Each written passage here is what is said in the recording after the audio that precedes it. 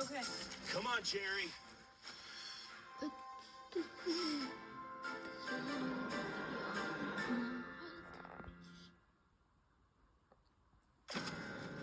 Come on, Jerry.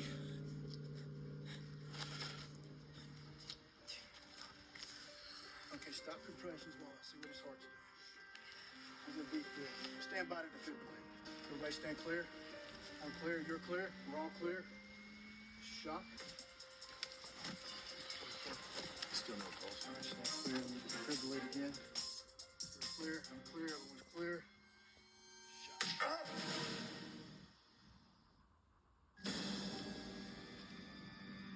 He has a pulse. It's weak, but he's got a pulse. Let's get him onto a backboard, then onto the cot. When we roll him over, I want you to push that forward, okay? I've got his head. 1, 2, 3. All right, push it back. Paul, does he have any family nearby? My co-counselor called his son, but I don't think she got a hold of him. How old is he? I think he's 70. Is he gonna be okay? He has a heartbeat, so there's a chance. We need to get him to emergency fast. Ready? 1, 2, 3.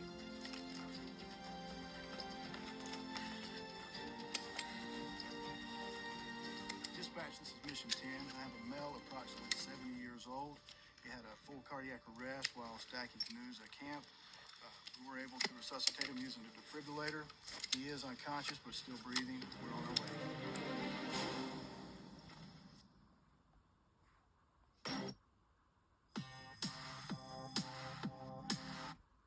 But she did. Okay. She had 2 burn marks on her chest. Normally, when we use electricity to restart somebody's heart, we use gel pads that go on the patient's chest when we use the paddles. Apparently, she didn't know about those. She's VFib. VFib? Yeah, she's in ventricular fibrillation. All right, let's go ahead and defibrillate her. Charge up to 200 joules. Which is almost a complete standstill, a completely disorganized rhythm. But in a young, healthy person with a young, healthy heart, it's also easily reorganized with defibrillation or electricity. All right, when I'm clear, shock her.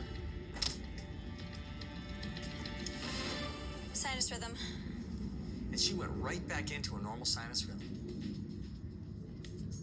Hey, she's starting to wake up a bit. Unbelievable. Looks like we'll hold on the intubation for now. But let's go ahead and start normal saline 250 an hour. Why don't you call the ICU to make sure they have a bed available? Alyssa never needed to be intubated. And by the time a bed became available, she was almost back to normal. All right, Alyssa, we're going to go ahead and get you moved upstairs and watch you overnight. I hope you feel better soon. Cute. Let's roll. There were no cookies sent.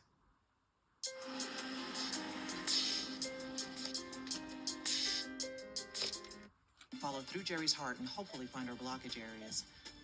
I see a vessel with blockage, Doctor. Yes, I see it too, and it looks like there's 2 of them. We need to remove those blockages and get those blood vessels to remain open. Should we perform an angioplasty? Yes, we're going to insert a tiny balloon and blow the vessel back open, and then we'll insert a stent that will act as a brace to keep the vessel from closing. Looks like Jerry might be okay. Let's hope so.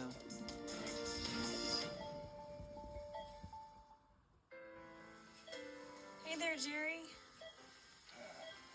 What happened? Hi, Jerry. My name is Dr. Andrea Grayson.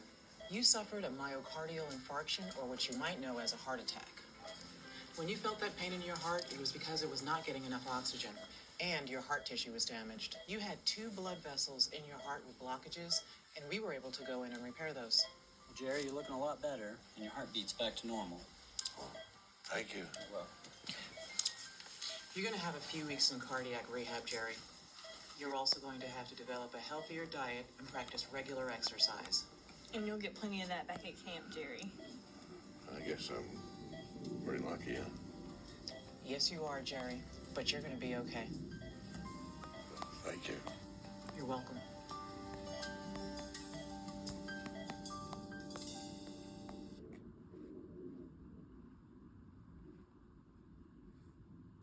In a story you will only see on 11 Alive, a local mom is counting her blessings after a sudden health scare. 11 Alive's Liza Lucas has the story of the many hands that helped save her life and the importance of life-saving training. Tell me exactly what happened. I don't know. My mom, she She's not moving. A terrifying call to 911 and a mother's life in jeopardy.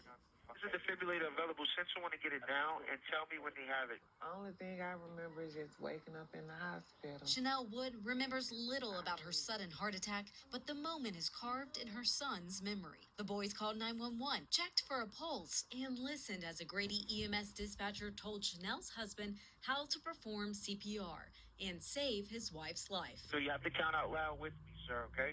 One, two, three, four. I feel like doing CPR on her. The CPR buying time until help arrived. That's what we're trained for. We're trained to walk them through it on the phone. It's definitely a moment, and becomes very intense. And it's a rare moment when the two worlds meet. Chanel getting the chance to say thank you to the first responders, and the voice on the other end of the line. We get, I want to say, thousands of calls, and we never get a chance or opportunity to actually have conversations with anyone on the other side of the phone. It's a conversation Chanel doesn't take for granted. I don't know where my family would be right now without them.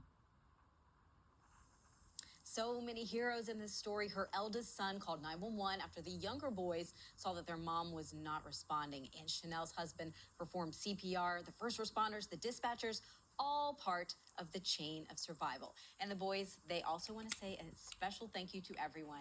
They tell me that their mom is just incredible.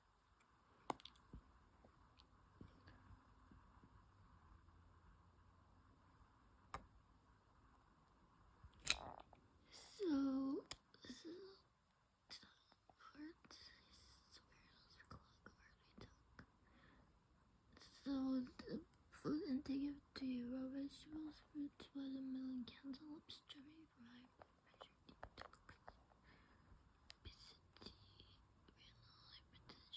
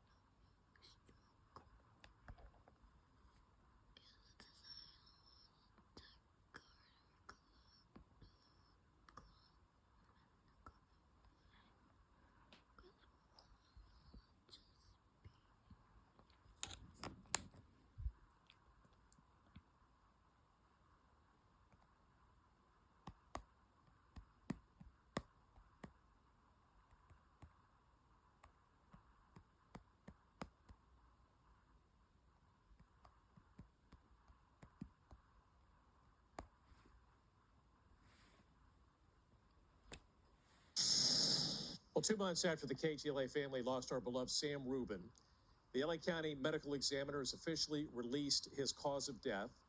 The medical examiner reports that Sam had heart disease and coronary artery disease, which led to the episode that caused his death.